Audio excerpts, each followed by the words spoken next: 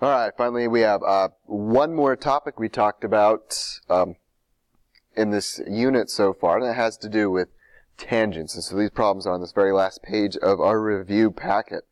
There were two rules in particular we talked about with tangents. This first rule has to do with what happens when I have a tangent and a radius intersect. And so if we can read this, it says, in a plane, a line is tangent to a circle if and only if the line is perpendicular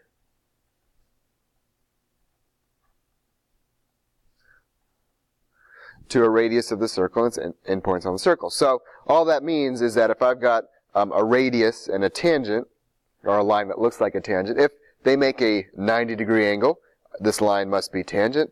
Or another way to think about it, if this is a tangent, it's always going to make a 90-degree angle. And so with that in mind, if I connect the center of my circle to this other endpoint of my tangent, I've got a nice setup to solve some right triangle problems. So right triangle problems mean using the Pythagorean Theorem. So a squared plus b squared equals c squared. Okay. So one thing to be on the lookout, and you probably haven't talked about this since maybe 8th grade, there's a ratio of numbers for sides of my triangle. It's called the 3, 4, 5 ratio.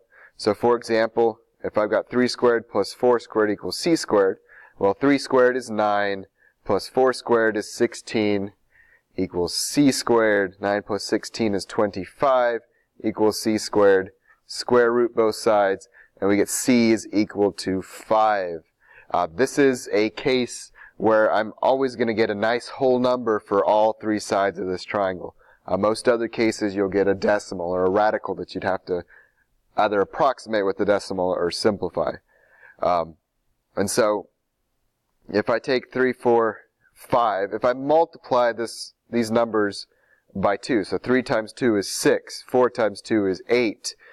If we remember 3, 4, 5, we can just take the 5, multiply by 2, and it should give us 10 for c. So c here would be equal to 10. And you can check that by solving that Pythagorean problem. And so same here, if I wanted to, so let's say if I'm looking at this 3, 4, 5 ratio going down here, obviously I'd have to multiply 4 by 3 to get to 12.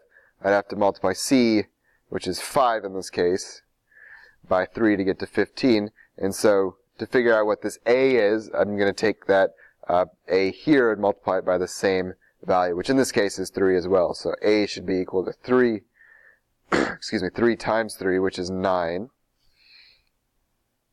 And same thing here. If I'm going from 3 to 12, that's multiplying by 4. If I'm going from 5 to 20, that's multiplying by 4. So if I'm going from 4 to whatever this b is, obviously I've got to multiply by 4. So 4 times 4 gives me 16 for b. And so that's a nice little shortcut. I mean, if you can remember this 3, 4, 5 thing, it makes solving some of these problems a little bit easier. And I'll let you set up the Pythagorean theorem to solve for this one. And the other type of problem we solve for, this is actually pretty easy.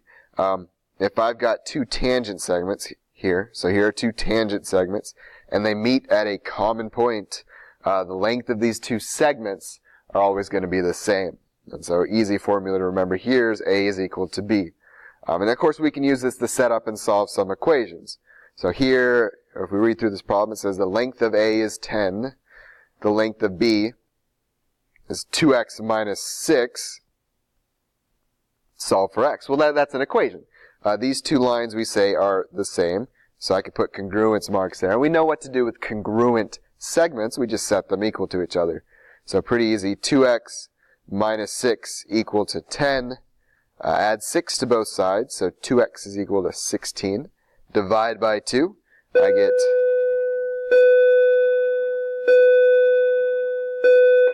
sorry about that. Divide by 2, and I get x is equal to 8. So that's easy enough to set up and solve that kind of problem. The other kind of problem we saw here was with these perimeters of polygons that have a circle inscribed inside them. But we see here that, like for example, this side here is 10.5. We see in this kind of setup that I've really got tangent segments here.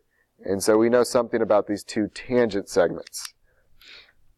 for example, if this side's 10.5, I know it's congruent to this side, so this side has to be 10.5. And so all we do is kind of go around the circle and solve for those little missing segments.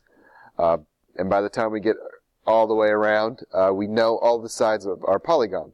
So if I want to find the perimeter, it's as simple as adding all those lengths together.